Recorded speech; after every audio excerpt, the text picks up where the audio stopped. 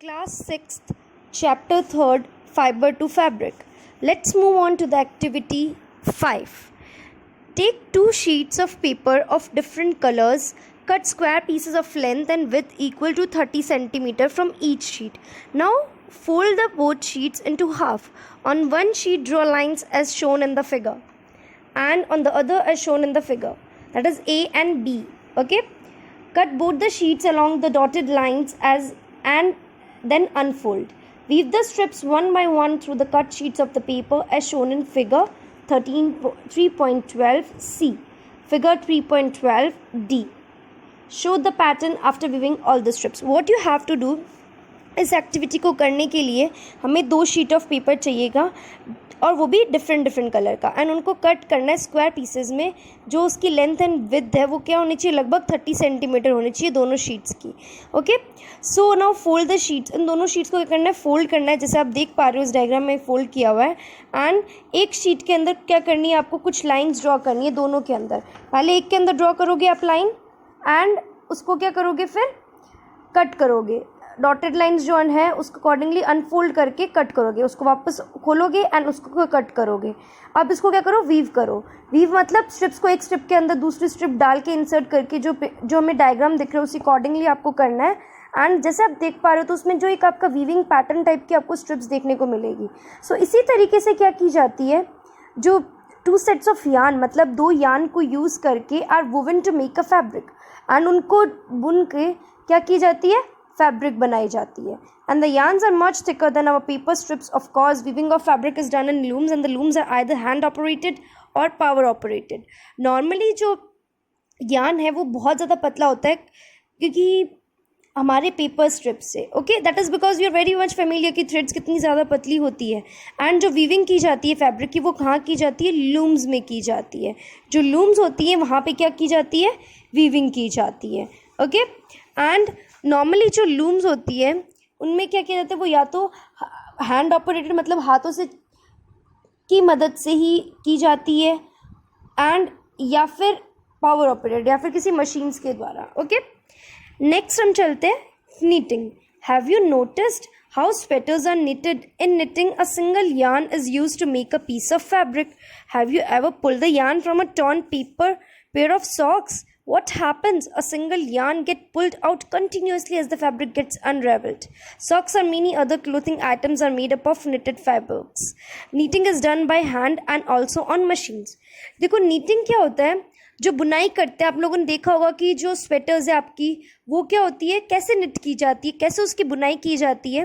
एक single yarn को use करके एक फैब्रिक बनाया जाता है, मतलब एक सिंगल यार्न को यूज़ करके एक पूरी स्वेटर बनाई जाती है.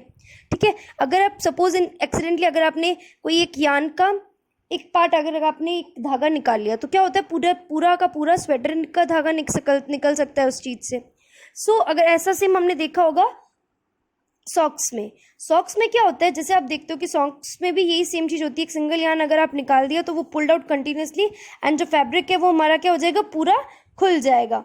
एंड सॉक्स और अदर क्लोथिंग आइटम जो होते हैं उनके अंदर क्या होता है, वो हमारे निटेड फैब्रिक से बने होते हैं, मतलब उनमें बुनाई की जाती है देन वो फैब्रिक बनता है.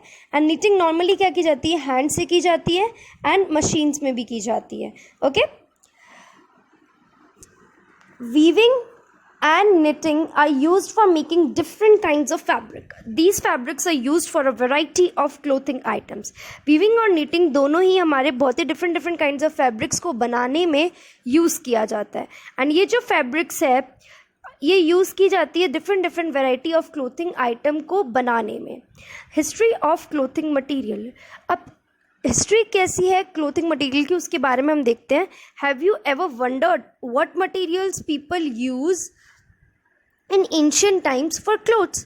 पीपल कौन से मटेरियल्स यूज़ करते थे पहले के ज़माने में क्लोथ्स को बनाने में?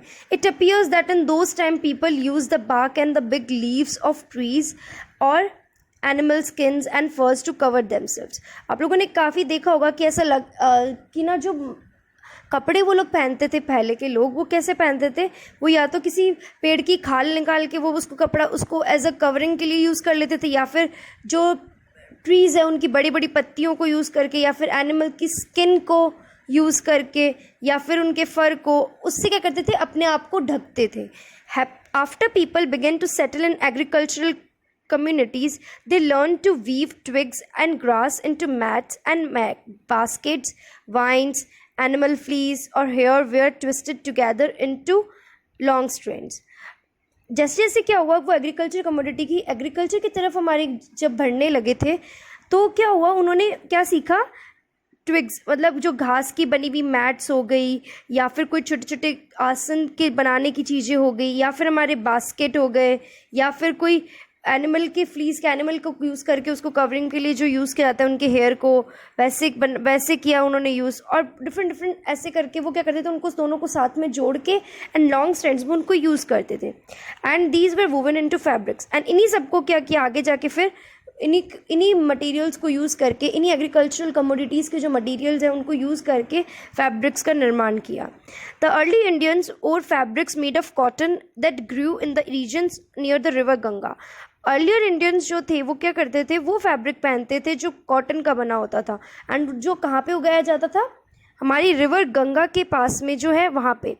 Flex is also a plant that gives natural fibre. Flax एक प्लांट है जो क्या करता है, हमें नेचुरल फाइबर देता है, ठीक है। एंड फ्लैक्स नॉर्मली हमारे बेडशीट्स और बनाने में काम में लिया जाता है, एंड इसके अलावा ये काफ़ी सारे under clothes and table linen में भी काम में लिया जाता है, okay. In ancient Egypt cotton as well as flax were cultivated near the river Nile and use for making fabrics. तो पहले क्या किया जाता था, एंशियंट इजिप्ट में कॉटन के साथ साथ फ्लैक्स की भी कल्टीवेशन किया जाता था रिवर नाइल में, एंड उसको क्या किया जाता था, फैब्रिक्स बनाने में काम में लिया जाता था। In those days stitching was not known, people simply drape the fabrics around different parts of their body, which many different ways of draping fabrics were used. With the invention of the sewing needle, people started stitching fabrics to make clothes. Stitching clothes have gone through many variations since the invention, but it is not amazing that even today sari, dhoti, lungi or turban is used as an unstitched piece of fabric. Just as there is a large variety in the food eaten all over the country, a large variety exists in fabrics and clothing items. उस समय क्या था कि stitching इतनी ज़्यादा known में नहीं थी, तो पीपल क्या करते थे, ऐसे ही किसी भी कपड़े को, अपने फैब्रिक को अपने अराउंड ड्रैप कर लेते थे, ठीक है, पहन लेते थे। एंड डिफरेंट वेज जो फैब्रिक्स होते हैं डिफरेंट तरीके के, उनको यूज़ करके वो उनको ड्रैप कर लेते थे। जैसे जैसे स्यूइंग नीडल का निर्माण हुआ एंड लोग क्या करने लगे, स्टिचिंग करना चालू करने लगे थे, उससे क्या करके वो स्टिचिंग करके क्या बनाते थे, कपड़े बनाते थे। तो ऐसे जो स्टिचिंग जब चालू हुई थी, तो आज भी आपने देखा होगा कि जो स्टिचिंग है उसमें बहुत सारे वेरिएशंस है। उसके इन्वेंशन के बाद में आप देखते हो कितनी वैरायटी ऑफ क्लोथ्स मटेरियल्स आपको आज देखने को मिलती है।